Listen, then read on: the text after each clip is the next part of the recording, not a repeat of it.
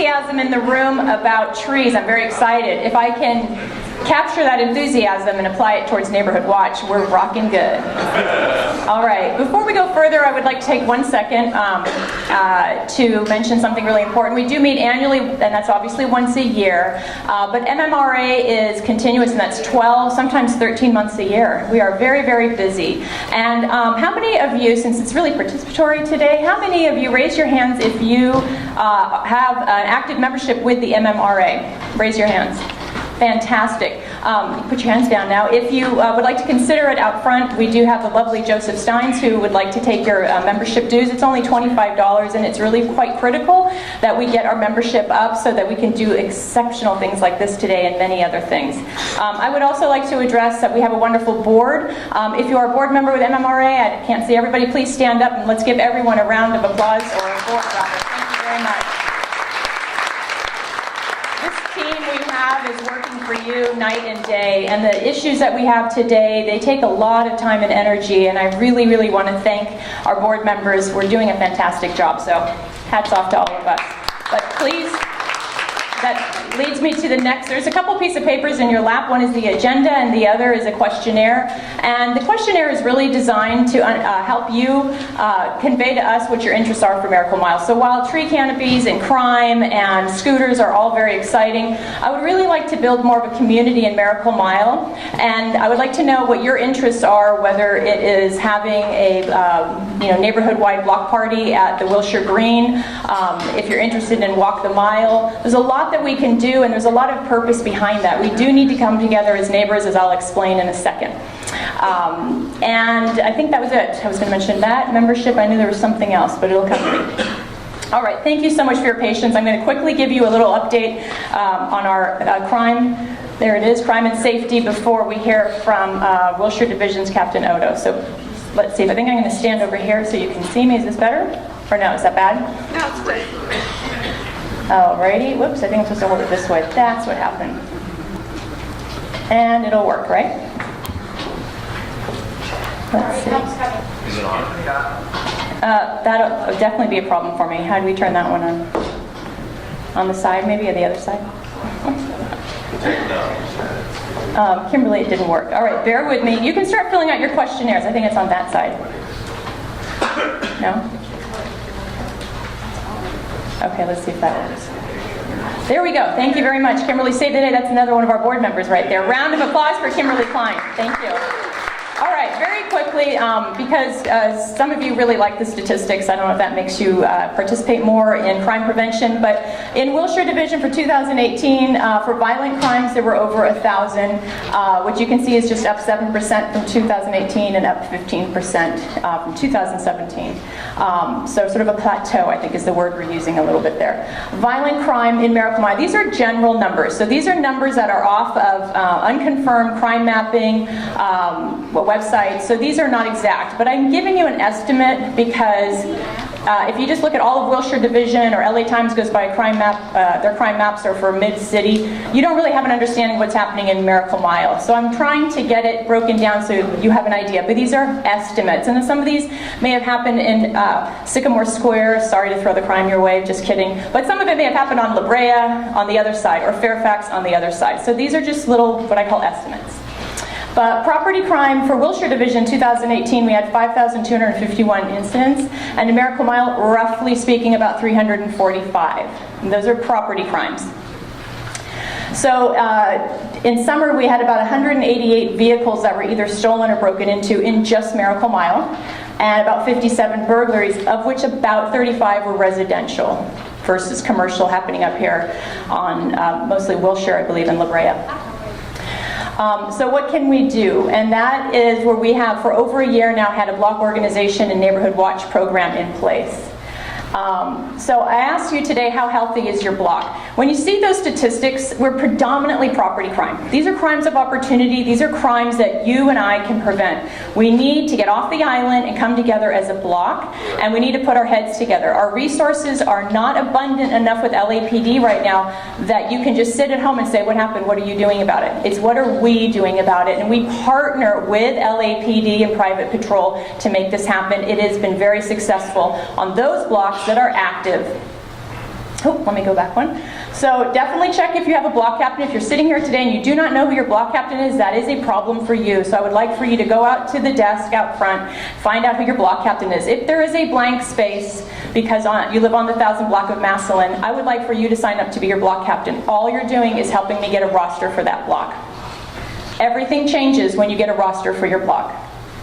And we do have a 3-step neighborhood watch plan. If you're on Nextdoor because you have nothing better to do and you want to beat yourself up a little bit, it is a good website. I do like it.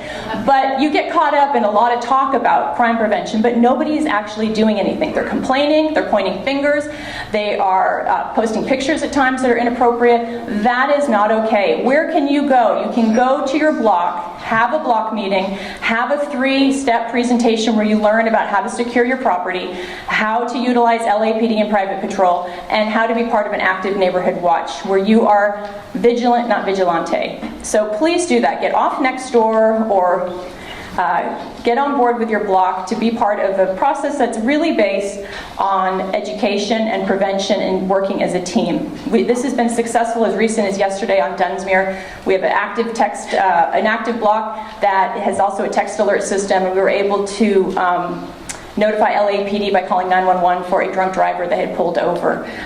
So one less person on the road to do some harm. That worked because of a very active neighborhood watch where we communicate and reach out and call 911 if we need to, or non-emergent L.A.P.D.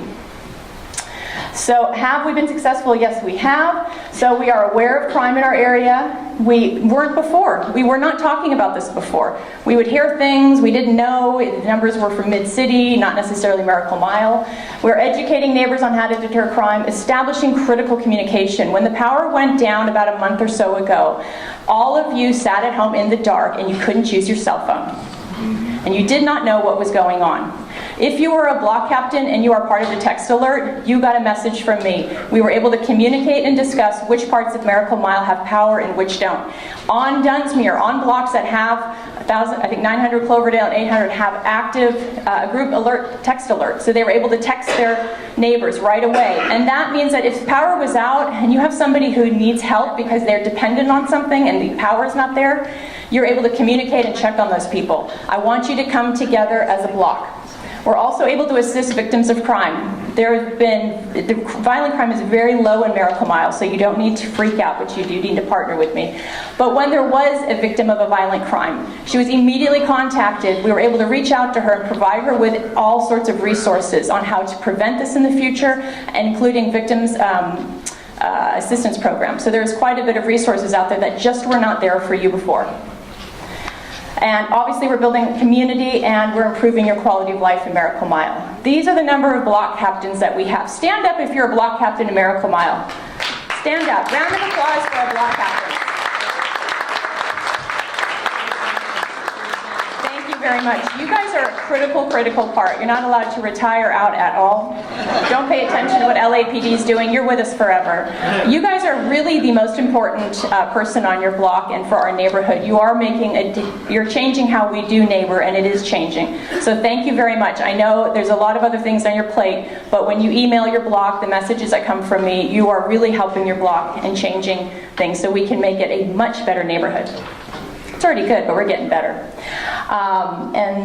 Let's see, this didn't come out correctly, but this is on the right here, a bunch of blocks. I only want you to focus on this. I don't want you to think about the entire world, what's happening in the news, did you read the front page of LA Times? I want you to focus on your block. It all comes back to the block, so please remember that. Work as a team, and the reason I say that, and this we already discussed. Oh, the lawn signs are fantastic, by the way.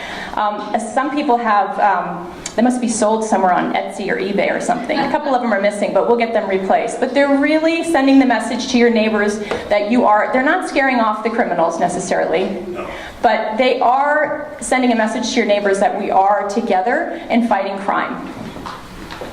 And we are starting up the Miracle Mile Disaster Preparedness. So if anybody is interested, please sign up and let me know. Because this is very, very important. The resources are not there, and if you tell me right now that you can sustain yourself for 72 hours to 2 weeks, and you're good to go, then you don't need to sign up. But if you're concerned, please do sign up and help me. We can roll this out easily before fall. And just so you know, it has to do with personal supplies at home and your family. And then Rylan is Ready Your LA Neighborhood, which is a very good program. We're on a wait list until May to be trained, so please get ready by then. And CERT is a community emergency response team. These lovely gentlemen over here in black, or navy blue, excuse me, will not necessarily be here to help us after that disaster or emergency. You are all going to be relying on each other, and that is where community emergency response comes in. So if you're excited about trees, just wait till you attend the CERT course. It's mind-blowing. All right, let's do this miracle mile. And thank you so much for patiently waiting. But if I could please call up here Wilshire Division's Captain Oddo.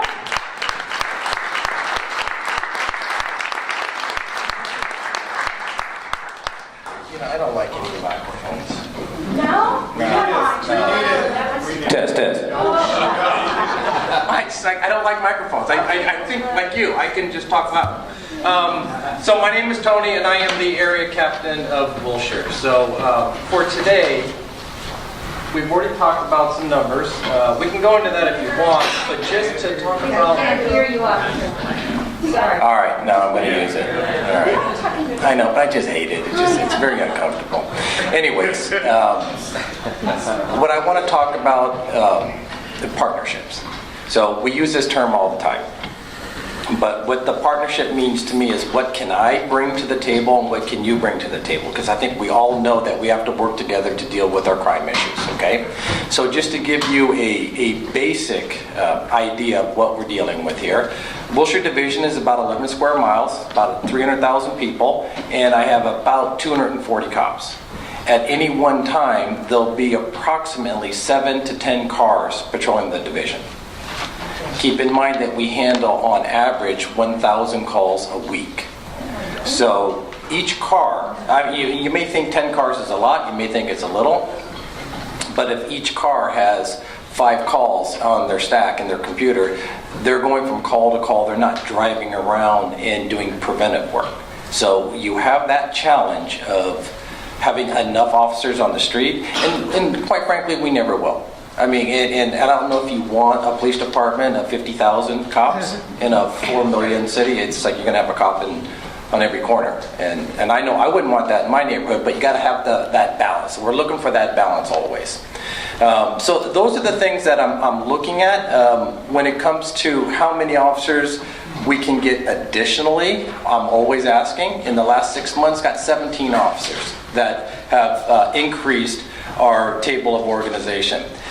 If you think 17 is not a lot, it's huge. It really is huge. That has allowed us to put additional cars on the street. What I do every single day is I look at all the crimes that occurred in the last 24 hours. So that is something that I am doing 7 days a week. Do it at home. They give me a laptop so I can log in and I can look at everything, because what we're doing is we're trying to analyze where our crime is occurring, where the patterns are coming, whether it's a 1 day, a 1 week, or a 4 week snapshot, and then I'm assigning crime missions to the black and whites. So if I've got 10 cars out, they all have a basic area that they have to work. Not only are they driving in that area trying to see if any crime is going on, I'm also giving them a mission that I want them to focus on. Right now, our current problem is off the Melrose corridor, where we've had a substantial increase in robberies. So I'm putting all my resources up there. So what I'm doing is looking at crime every day. I am trying to get more officers to patrol Wilshire every day. And we're analyzing that crime, trying to look at the past and predict where it's going to be in the future, so we can put the cops in the right areas to prevent the crime. What I need from you, because that's my half of the partnership, but what I need from you are a few things. Neighborhood watch. It is not a new term. All right, it's been around for a long time, but we let it slide. I think when Kari came to me, she was looking at, was our document from the late 80s or the early 90s when it came? I think the early 90s was the last time that our neighborhood watch had been updated. So Kari came together with a plan. I mean, she put together an incredibly detailed step-by-step process that makes it very easy to start a neighborhood watch.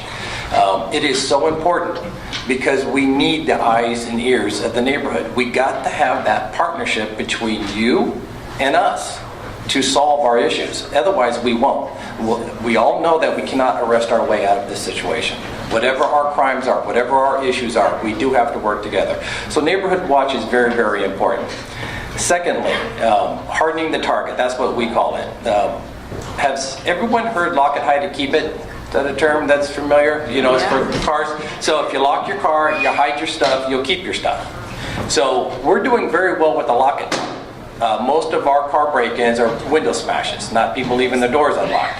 But the hide it part, we're still not covering well. Perry can come up and tell you about walking down, even in Miracle Mile, where he'll look in the cars, he'll be walking down the sidewalk and he'll see a laptop plugged into a cigarette lighter. I mean, and it's if you don't hide it, all the people that are committing these crimes, they're just going to look inside your car and then they're going to break your window. If they see your backpack, they don't know if it has a laptop or if it has dirty clothes, but they're going to break the window to get into your car. So the hide it portion, that's very, very important. And then the third thing would be technology in terms of pictures and photos, Ring doorbell, that sort of thing. We are utilizing that more and more and more. We had we had a robbery at 3rd and Gardner. I think some people heard about that one behind the 7-Eleven. 3 suspects. One's been arrested. Second one's been identified, and the suspect vehicle's already been found. And these arrests were made in Hollywood. They did not live in Wilshire. But it all started because someone had a camera, and when the detectives went canvassing, we got the license plate to the car. It was the view was too far away to see the pictures of to see the suspects, to get a photo lineup. But we started with the license plate. We worked back, we put it in the system, and that arrest was made, I think it was yesterday. So the technology piece is huge.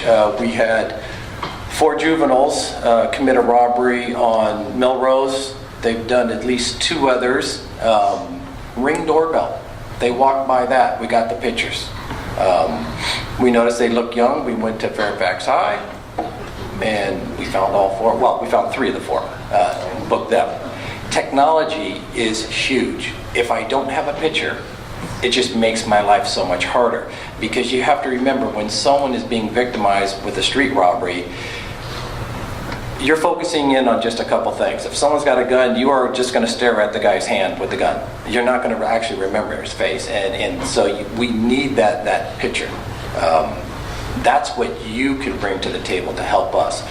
The neighborhood watch, hiding the stuff in your car. When was the last time, when it comes to your houses and your windows, when was the last time you actually checked your windows to make sure they were locked? So I was thinking about that a couple of weeks ago. Did you do it recently? In the house? Oh yeah, in your house. Yeah. Every day. I don't. I was thinking about that the other day, and I go, I don't remember the last time. I actually verified. No, yeah. It's something as simple as walking around your house, making sure your windows are locked. 2 years ago, 50%, almost 50% of our burglaries were unsecured residents. That means a door was unlocked or a window was unlocked. When you have half of your burglaries, and we had 1,000 that year, that it is so easy for someone to break into your house, to get into your house, you know they're going to come back. They're going to come back next week, next year. Once I saw that issue, I go, oh, damn, this is going to take, it's going to take a good year before the burglar crews stop coming here. Last year, so that was 2 years ago, it was 50%. Last year it went down to 35%. That was a huge, huge improvement. And so I thank you, because we were talking about it in CPAB, about just securing your own residence and your own vehicle.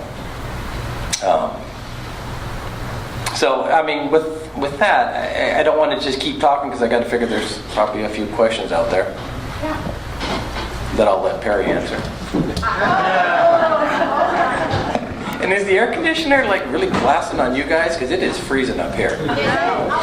It is horrible, man. I'm sitting there going, oh. Sorry about that. Timing. Is that the birds and the bees that Councilman? I have a persistent problem that's been going on for 5 years. In the last 2 months, my son's tires were slashed, my sticker off my license has been stolen, someone defecated in my wife's garden. It is a consistent, persistent problem. I live on Meadowbrook, right across the street from that blue house, where there is consistently auto body work being done. I'm just baffled that 5 years in, I am still dealing with the exact same problem. I spent $1,100 on cameras, so I got you cameras. I'm doing my part. I'm not feeling that I'm getting the full effort from the city to take care of a problem that my whole block is like, oh, we on a duplex? I had a dad and a son come in. Oh, yeah, no, we're not moving in here because of that. I'm sorry, what are you doing for persistent problems? That's my question. Okay, I've been working on that Meadowbrook problem for the last 5 years. Just recently, I don't know if you heard, but I think last week, I went over there and I observed someone actually working on a vehicle. And I was about to impound the vehicle. I couldn't find a reason to impound it, but I got those guys to tow that vehicle out of the neighborhood. I made them get brooms and clean it all up, and then I had the street sweepers come and clean the street. And I told them if I see them over there again, they're all going to jail. We have our specialized units working on that location, and the city attorney and building and safety. We're all working together as a team, trying to rectify that situation. So we're already on it. But then, to be honest, it's like it's a persistent problem. So it's been around for 5 years. What I've done now, he's trying to work on that, and he wants to get the specialized units. And then I came in and I took everyone and I put them on Melrose for the robbery problem. So to be honest with you, every day I have to prioritize what everyone's going to be doing. And last week I brought everyone together and I said, all your other projects that you're working on are done. I'm putting everyone on Melrose. They've had 25 robberies year to date, and last year they only had 7. You know, I've had 2 robberies recently with shots fired. That is very unusual for Melrose. So although Perry is going to ask me to say, hey, I need to work on this, I'm making Perry go up to Melrose because I have an emerging problem that is extremely concerning. So and anyone that's lived in LA knows how it is. I mean, you're going to call us and there's going to be a busy line. You know, you're going to get that recording. I mean, do you know that there's at most 24 911 operators working in a city of 4 million. I mean, handling, I think, 500 calls per person per shift. We have so many challenges, and one of which is prioritizing everything. So I can see your frustration, but I'm always going to be honest with you. I'm going to tell you that for at least the next 2 weeks, I'm putting everything in the north end, because I've got to deal with my robbery issue. Where is it? Where on Melrose? Basically, Melrose between La Brea and Fairfax. That's where I've had the highest concentration. 1 block north, 1 block south. I mean, you can just see how the patterns are coming. You have certain crews that are working. We've had some success with arrests, but in the end, you can't arrest your way out of every single issue. So we're trying to find out, is there a way to modify behavior? Distracted walking. Has everyone heard that term? So, I mean, we all do it with our phone, you know. So people don't see people coming up behind them. I also don't want to live in an area where you're going to be constantly looking over your shoulder and go, is this person following me? Is this person going to come after me? Is this person going to, steal my purse, steal my watch? You have people walking around with $15,000 watches. I mean, last year we had a guy with his arm outside of his window like this. No. He had a very expensive watch, and the car next to him ripped it off his hand and then pulled off. There's some things that's like, I wouldn't put my hand out with a $15,000 watch just afraid it was going to pull, but I never would think that someone would grab it off the wrist. So we've got to find that balance. You have to be aware of your surroundings. But what I can tell you is what I'm bringing right now, and that's, I'm bringing all my resources there. I'm requesting additional resources to give that extra patrol, because what I want to do right now is stop the crime. I've got to put an end to it by either using a lot of black and whites to harden that target, and I am using undercovers too. So whether I'm going to have putting them in strategically placed to see what is going on so we can catch a crime in progress. So, another question. Excuse me, but... Hold on. This man from Lake. This is just... We have gentlemen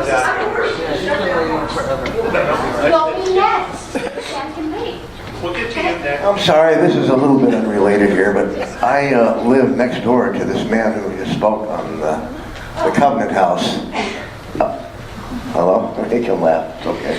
Well, the LAPD doesn't have anything to do with that, I know, but I'm a little bit scared of being, I'm a little bit scared of being kicked out of my place. Okay, but we'll talk about it at the end of the meeting. Okay. Okay. Thank you. Get back up. I'll talk to you after. Should you be in a public meeting discussing that all your men are on Melrose when most of us live down here? Isn't that an open invitation for people to target us? I mean, I find that... No, literally, I'm not having everyone. I mean, don't be... Okay, so if I said everyone, then don't take me literally. Yeah. All my discretionary resources are coming up here. I still put out, so the division is divided into 9 sectors, 9 cars. So there'll always be a car in all 9 areas. If I have anyone extra, then I'm moving them to the north. My specialized units are going to the north. I'll never literally put, 30 officers, everyone that's working that day on Melrose or on the south part of the division when I had my issues with the shootings, and I put all my resources there. So that was probably my bad for using a poor choice of words. Well, then I apologize. Yeah, I'm not, you still have a car here, but like with Perry, he is a discretionary resource for me. It's like we have our A cars that are handling the calls, but then I'm getting all my senior leads to come up here. And just like when we had our problems with our burglaries in this area, I put everyone here, and then we started walking our foot beats. So it's just how I can move around my resources, but you never, it's like you don't invest in just one stock and you just, cross your fingers. I'm not putting everything up there, so I will modify my delivery in the future. And I would agree with you now. Next question. Okay, thank you very much. I have a question for you about when you do run into that thing, when you need help and you get the busy signal. Right before Halloween, the Saturday before Halloween, I was on La Brea, and all of a sudden a flurry of gunshots were around. It's around 11 o'clock at night. There was a big party there. And the car I was in, they put the car in the park and like everyone around us, we hit the ground. I'm calling 911 over and over, getting a busy signal. And, shades of, Las Vegas in my head. What do you do? Ultimately, so your question is, okay, you're getting a busy signal, what do you do with it? You're going to have to keep calling. What I can tell you is with our communications division, we had our radio dispatchers come to a meeting last month, I believe. Yes, so Conrad. They're trying to hire more people. That's the bottom short answer. We need more people working so they can answer more phone calls. They are trying to hire right now. I mean, ultimately, when you call and it's busy, you hang up, you call again. You can call the station, but you're going to be challenged with getting one of my guys to answer the front desk because a lot of people do that, and then the desk closes at 11 o'clock. But generally, when the shootings occur, either our coppers are in the area and they're hearing it, and so they're already going, or people are calling us. It is rare that a shooting occurs and we don't get a call for 20 minutes. That is actually very, very rare. Captain Oddo, do you want to explain about the hiring freeze and how that's why we're so low? I want to say it was in 2008. There was a hiring freeze for civilians. So for the sworn side, they've been hiring sworn officers nonstop. But just so you understand, I think it's 3 out of 100 get hired on the sworn side because most people can't pass the background. So that just takes a long time to hire people. But for civilians, they just stopped hiring. And that was, I think, a poor decision. But we have started hiring now. We've been hiring for, I want to say, about 3 years now, if I remember correctly.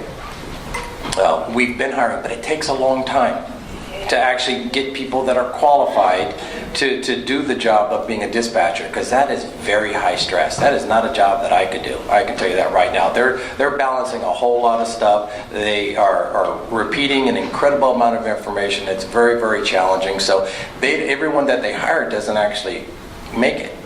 Conrad, did you want I just wanted to clarify what PSR Lopez told us from 911 Communications, that if you do call 911 and they take your report and then place you on hold to transfer you to somebody else, don't hang up and call back, because you will just go to the back of the line again. There's only like 12 people in that room. They will probably get you again, and you'll just have to start from the beginning. Conrad was at the meeting too. I had Officer Perry come to my house, go over everything with me, look at my windows, look at my doors, look at everything. And I was very happy that I did it, because I sleep at night. Excellent.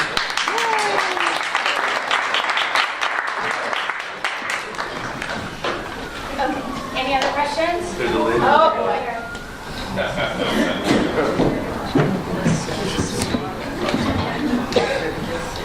I live across the street from commercial property. There's a store there that on Saturday it likes to play loud music in the parking lot and invite people, and I think you can have them pay. And they will play till late at night. What street do you want? On Orange Drive, South Orange Drive, just by La Brea. What can we do about that? I don't know what location I made it better. It's off of La Brea and by Edgewood. Okay, just give me a call and we'll work on that. I didn't know. You have to let us know. I don't know. Your block captain. I don't know. Okay, we'll find out for you. Is there a cutoff time on the loud music and party? If it's disturbing your peace, we'll address it. It doesn't have to be a time limit. Yeah, if it's loud, consistent, people sleep during the day, people sleep during the night. And if you have any party houses, because that's becoming an issue, if there is a location that routinely has loud parties, get that address to Perry, and then, because I'm working with the city attorney to deal with that issue. You're going to have a party to get a permit? It's more the continuous loud parties of the people that are incredibly rude to their neighbors. Okay, Tammy, just start talking. Actually, I just kind of crashed this meeting. I live in La Brea, Hancock, but I always look for an opportunity to support L.A.P.D. and Kari. When we met 2 years ago, she was just trying to figure out a positive way to respond to a very negative incident at her home. And I just want to make sure you all know how lucky you are to have Kari. And she took my neighborhood watch light for my small little neighborhood and elevated it to, I call it neighborhood watch 2.0. But I did want to talk about the signs. We now have the neighborhood watch signs in our neighborhood. And I didn't even get a chance to share this with Kari. On our block, we have a house that's been rented where it just seemed like some suspicious activity was happening. I couldn't tell for sure what they were doing, but people were coming day and night, and I just thought they were selling drugs. I didn't really know. I didn't call the police. But I put 5 signs on our little block, and I have been watching and looking, and I think they've been noticing. And anyway, they moved out this week. So I think they were really nervous that I was going to call the police because something wasn't right. So I think the signs are a deterrent, the private patrol, all of the other things she's discussed. And for all the people who have problems with trees, I just want to say my neighborhood, we use My LA 311. It's an app. And there's a service menu, and there's 4 or 5 categories on trees. And we're getting a response in about 72 hours. Somebody will come out, look at the tree, trim the tree. It's not the answer to everything, but if you're not using My LA 311, it's really, really good. And anyway, that's it. Thank you. Over here.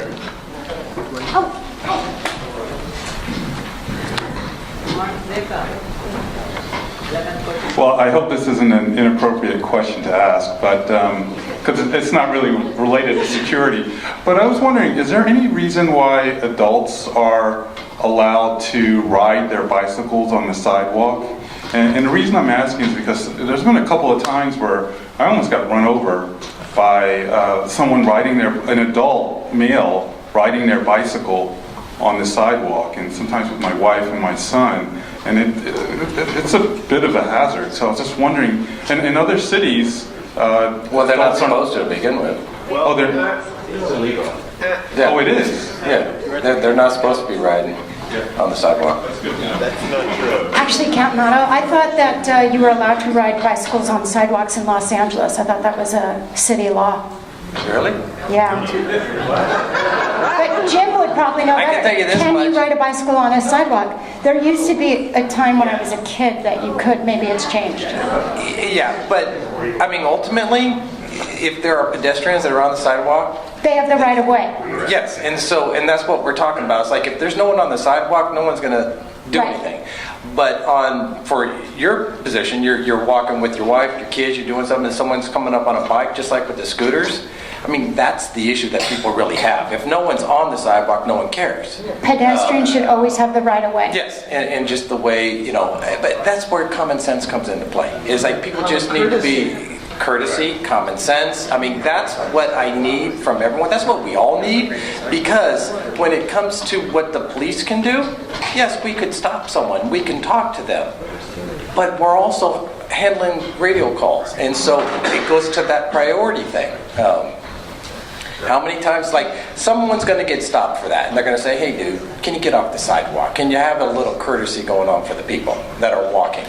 And then, you're going to hear 3 tones and a beep on your radio, and then you're going to the next call. So you can't always address all the issues here. And I think the more that we talk amongst ourselves, and that's what Neighborhood Watch is all about, is knowing your neighbors and talking to people and having conversations. And then maybe some of this stuff that is lower on my scale of priority, maybe not yours, but mine is lower because I'm dealing with all types of radio calls, then they'll start to improve.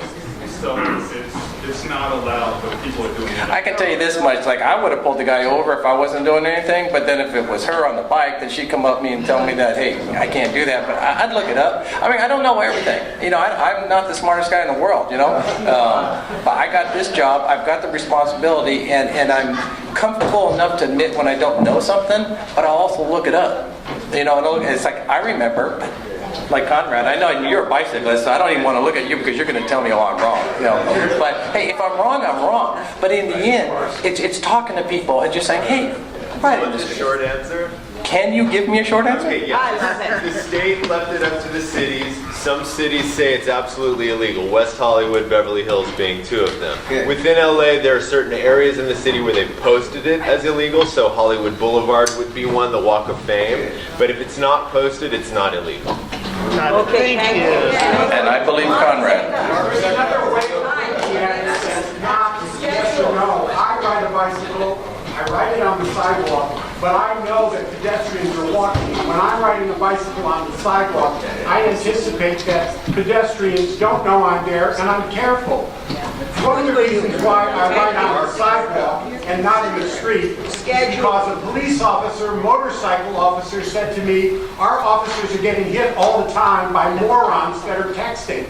If you're on a motorcycle, you got a better chance of surviving than you do on a bicycle. I was hit at Ridgely and Wilshire by somebody making a right turn onto Wilshire.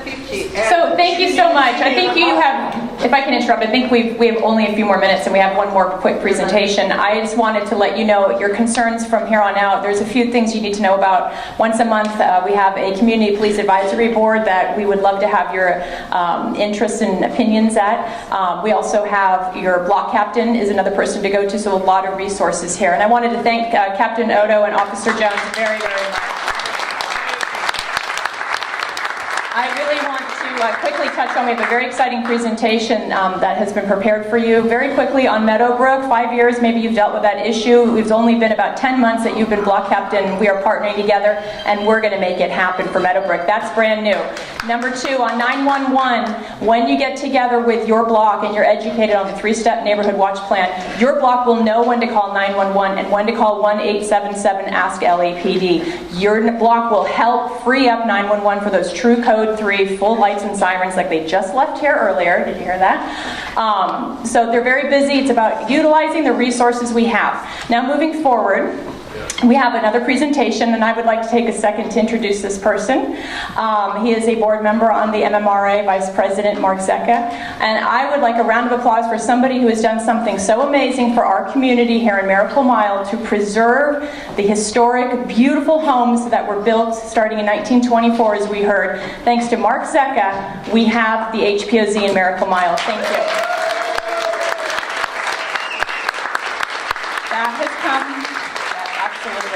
That has come with a tremendous amount of hard work. So I am excited to join MMRA at a time that we can all celebrate, come together, and move forward with a lot of exciting changes. With that, I would like to introduce Mark Zecca with Living in Miracle Mile.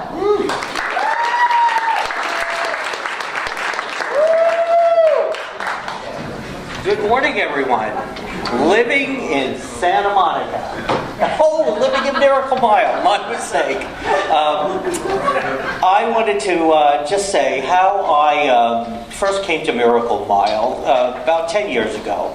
I was living in a one-bedroom apartment in West Hollywood, and it was about the right time to come shopping for a house. There was the crisis. We started to look up in the hills. We couldn't afford that, so we went south. We would always hang out, go to LACMA once in a while, and all the other museums along Miracle Mile there on Wilshire Boulevard.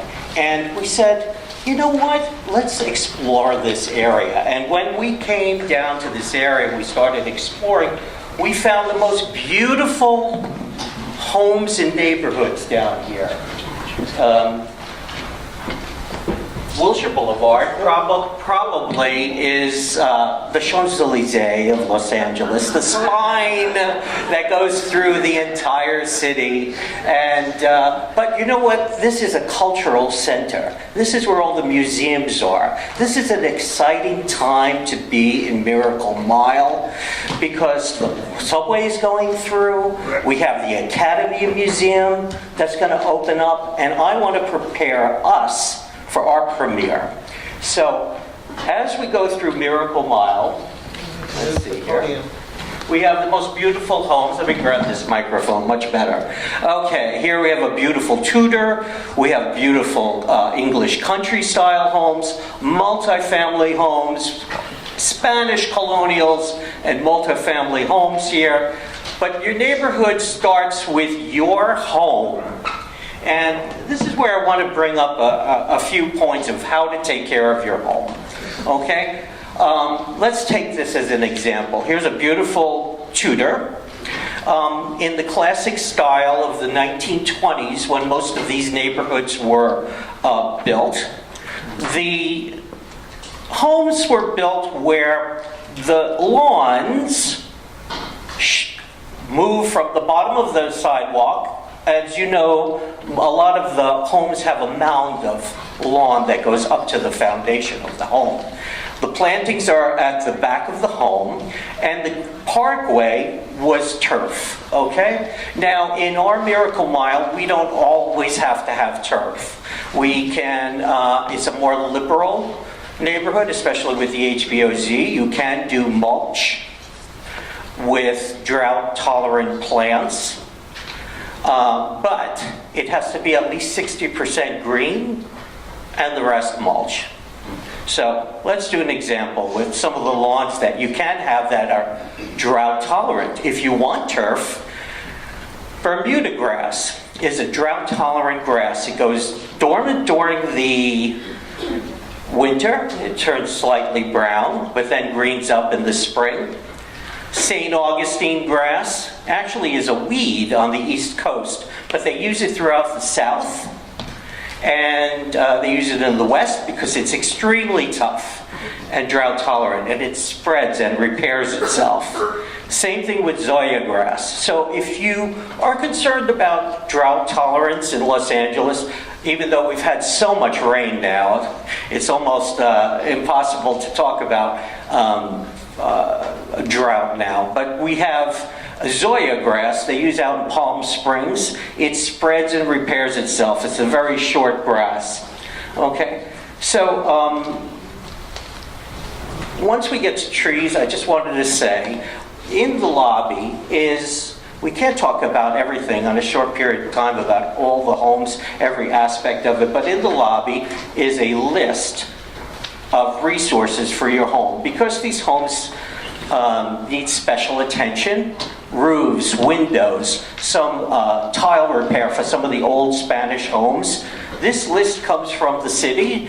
It's not endorsed by the city, but it has everything in here that you need to restore your home. So, as we move along, I wanted to talk a little bit about trees. I commend Councilman Rue for creating a campaign now to bring more of a tree canopy to Los Angeles. And trees, honestly, bring beauty, they bring oxygen to the neighborhood, and they also save on energy. Because if you have a large canopy of trees, your energy consumption on your home is going to go down. I mean, our bill for during the summer, the air conditioning was over $800, and it's been drastically reduced after we put street trees in. So let's just go through some trees here. Here's a beautiful street. It's important to have, if possible, the same trees along a neighborhood. Jacaranda is a drought-tolerant tree. Wow, look at that. Pow. Wouldn't we like that in our neighborhood? Okay. So, this is called a Chinese elm. This is a drought-tolerant tree as well. Now I'm going to show you how you can get trees for free. The city, in the old days, used to plant the trees, and you had to take care of it. Because you know the median is a public area. You still, as a property owner, you still have to take care of that parkway. They have partnered now with cityplants.org. Now, cityplants.org, if you register with them, they will come, they will process a permit for you, and they will come and plant the tree in your parkway for you, all for free. You can donate to them if you want, but this is what the city is doing right now. They're partnering with this nonprofit organization, okay? Now, I just wanted to bring you to here when others don't care about your neighborhood. This really gets my goat, because this is what I deal all the time in the neighborhood, problem solving. And I just wanted to give you a little 101 on how to be proactive, because tagging. Let's start with graffiti. Graffiti is the scourge of the neighborhood. If I could strangle one of these guys and catch them, I would. I mean, they are impossible to catch. You know, a few have been caught on Nextdoor.com. Some pictures came up where they cover their face, and they quickly come out and they tag your property. Tagging your property, they are attracted to properties that are not kept well, okay? So we're going to talk a little bit about blight and taking care of your property. If you notice that taggers always tag properties that are unkept or construction fences, because they know, oh, it's temporary and we'll just tag all this area. No one cares. But we care. And I encourage you all, and I'm going to show you how to report a lot of these problems. So let's go from tagging to blight.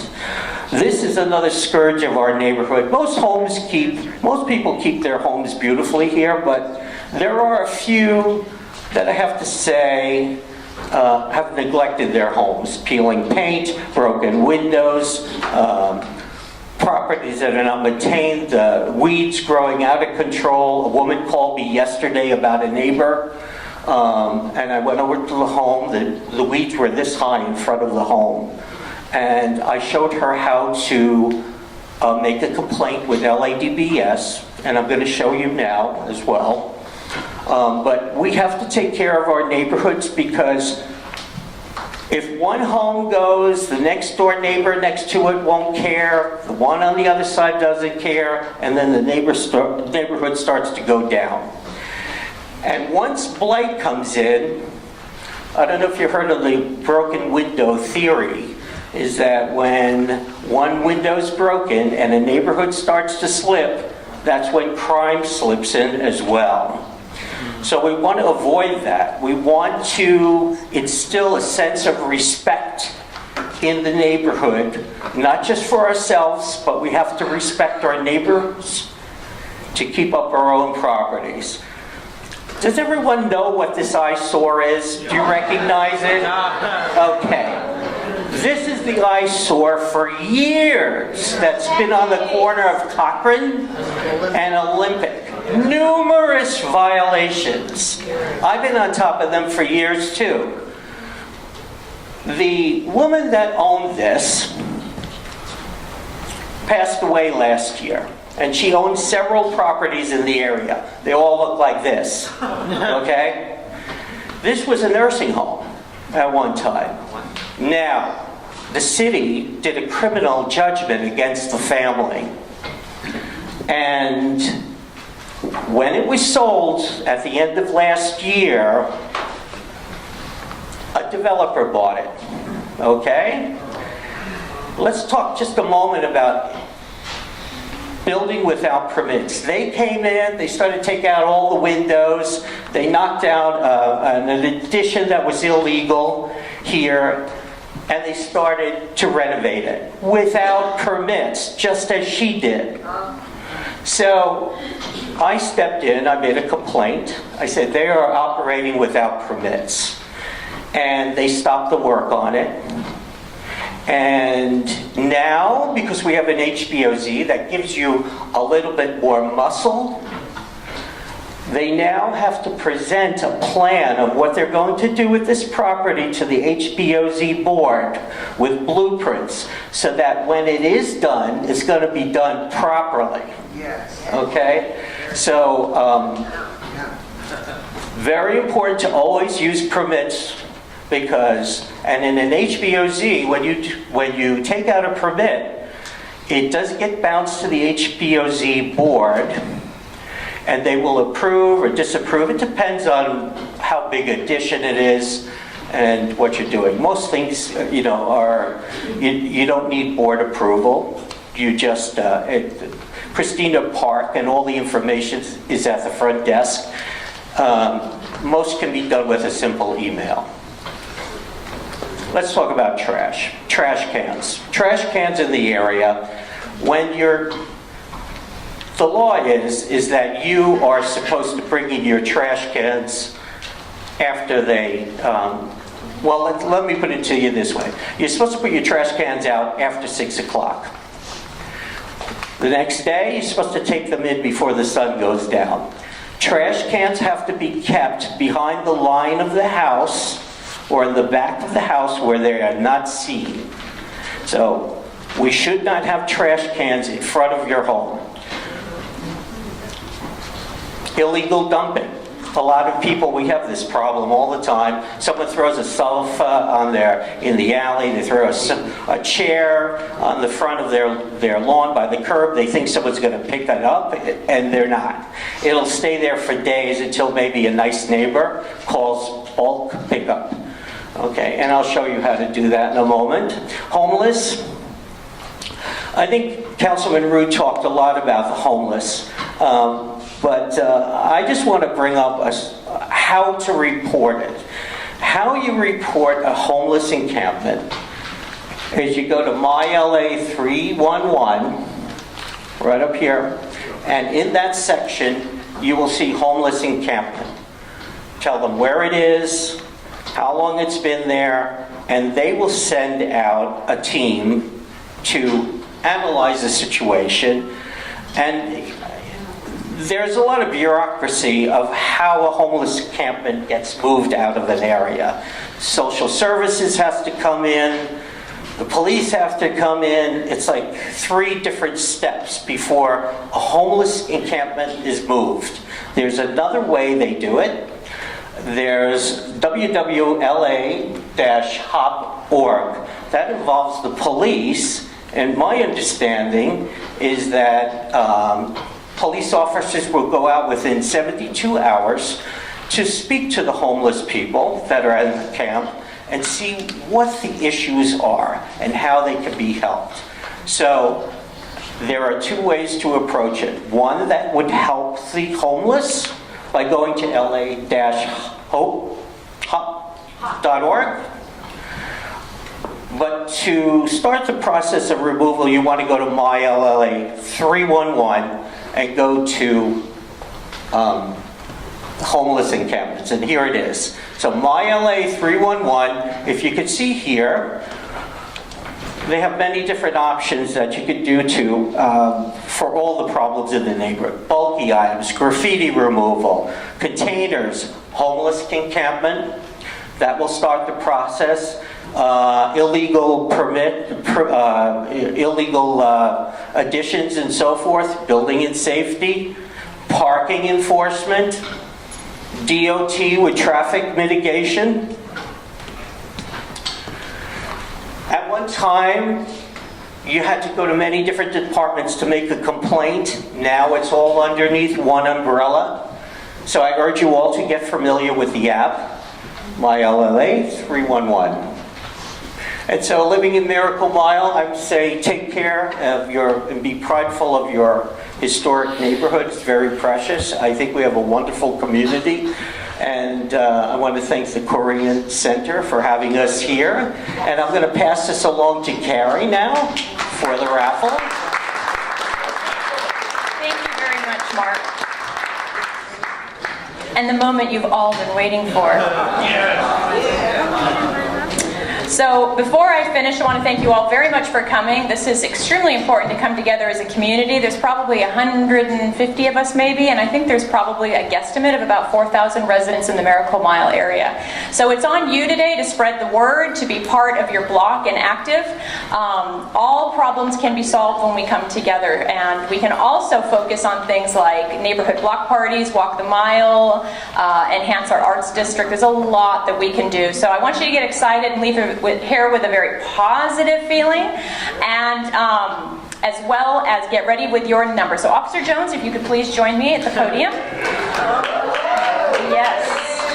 Did you get a raffle ticket too? Did you pick one? Okay, you might be the lucky winner. We'll see. So today we have a $200 gift card to Spago of Beverly Hills, and if you could shake that up a little, because even President O'Sullivan's ticket is in there. That would be great. Spago donate that?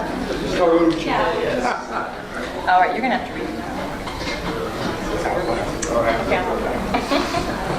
Okay, we have a winner here. First number 15730.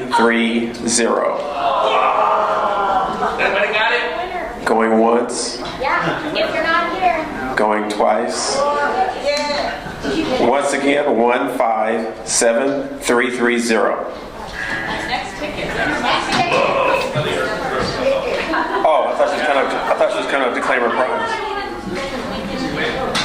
Yeah, because I already have the next winner in my hand now. All right, here we go. 1-5. You're still in it. 7-3-2-4.